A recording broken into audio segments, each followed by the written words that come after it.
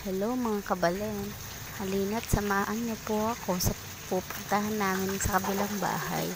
Natawag po kasi kami kagabi para maglaba. Kasama ko nga po pala ang aking ate sa paglalaba. Sideline po ang tawag namin dito, or on call. Tatawagan ka kapag may magpapalinis po ng bahay o magpapalaba. Ang fix ng aming sweldo dito ay 6 to 700, depende po sa nagpapalinis ng bahay o nagpapalaba. Ganito ang buhay namin sa probinsya.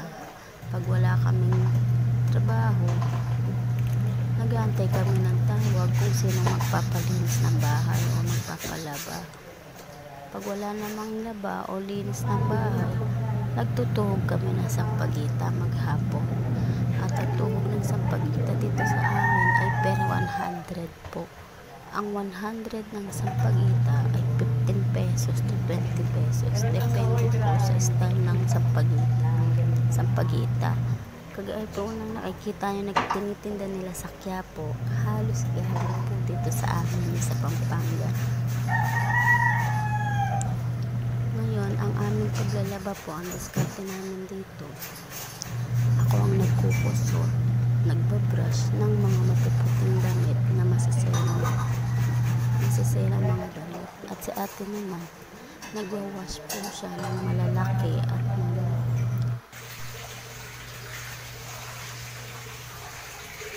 malaking kumot na hindi kaya ng aking mata. Gaya nga, nagsasabot kami sa amin gawain. Pag ako natapos na sa aking pagbabrush at si ate hindi pa tapos, ako ang babawa. Kaya dito, nagbabanlaw na po ako. Si ate kasabak kayo nagsasampo sa labas. Pasensya na po kayo sa aking mga paa para naman mga babad sa tubig.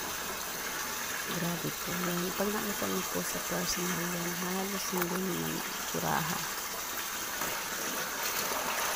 Alam niyo po ba mga kabayan dito sa amin? Pag tamad ka, gutom ka. Pero pag nasipag ka, kahit pa paano nakakaraos ka. Ika nga, pag may sipag, may tiyaga, may nilaga. Lalo na sa mga kababaihan, pag walang trabaho, automatic po sa amin, tatawagan ka para maglinis ng bahay o maglaba. O kung hindi naman, sampagita talaga yung anak ko namin dito.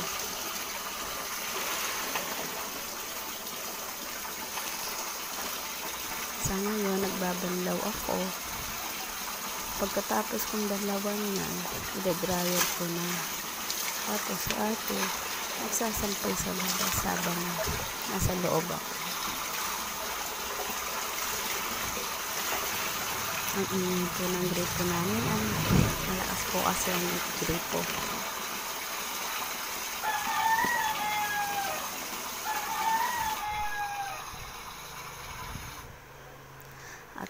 At ito naman po ay aming na-dryer na lahat at nabanlaw. At halos lahat po ay sinasampay na lang. Pinagtutulungan na po namin para matapos agad. At makauwi agad. Mauwian na agad yung mga anak namin nag-aantay. Lalo na yung mga anak ko. Yung bunso ko, dumedede pa po sa akin. Pero iniiwan ko para mag-extra. Pag uwi ko po neto, papadedein ko siya kaagad. 1-year-old pa lang po yung baby ko, pero iniiwan ko na para mag-sideline, makipaglaba at makipaglinis ng bahay. Kasi kailangan po, hindi pwedeng hindi ka mag-extra o magtrabaho kahit papaano para sa mga anak. At sa mga oras po na ito, sinasampay ko na po yung maliliit, yung mga lights, mga medyas, panty, etc. etc. para sabay kaming matapos ng ate. At sa oras na mga yan, mga kabalen, hindi pa po kami kumakain kasi ang gusto namin, nagmimerienda kami tapos na lahat para pagkatapos namin nagmerienda, wala na kami gagawin at uuwi na lang kami. Pasensya na po kayo sa boses ko at medyo paus kasi po Masakit po ang aking lalamunan mga kabalin. At utal-utal po ako magsalita kasi masakit po ang aking lalamunan.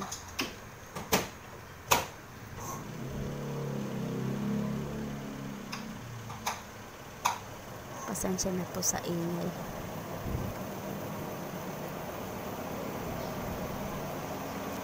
Grabe ang init mga kumare ng mga kabalin.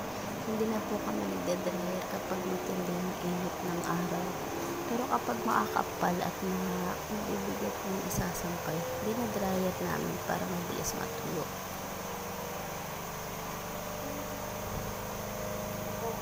So ngayon ay maakapal at saka maliliit lang ang dryer ng ate.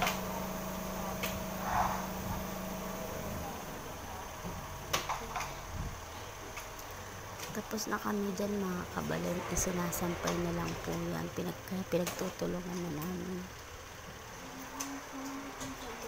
Pero ang oras na iyan mga kabalin, alas 11 na po iyan. Hindi na po kami nagmerienda, pero may merienda po kami. Hindi lang namin agad kinain dahil gusto namin matapos agad yung trabaho para makauwi kami agad sa mga anak namin.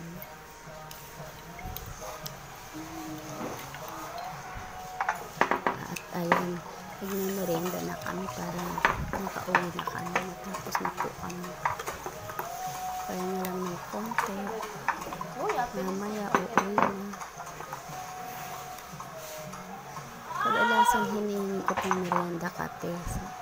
Pero dahil matindi ang init, soft drinks yung hiningi namin. Sobrang init po kasi kaya hindi ka lumabas.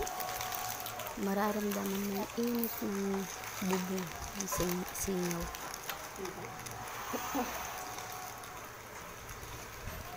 Grabe, pagod na pagod kami dito. Stress kami sa labahan. Pero kailangan namin gawin. Hindi kami maselan sa trabaho basta pinagkakakitaan. At ito nga, uuwi na kami. Kita niyo naman mga kabalin. Sobrang Binayad na sigurong buo kay Bat. Tabali. At ayun, nasa labas pa yan aming sinampay. Binayad na sigurong buo kay Bat. Tabali. At ito nga ang aking munting bahay mga kabalin. Ayan lang po. Kaya nagtag-utang lang ako ng kumbit sa tindahan para may maiulam ang mga anak ko.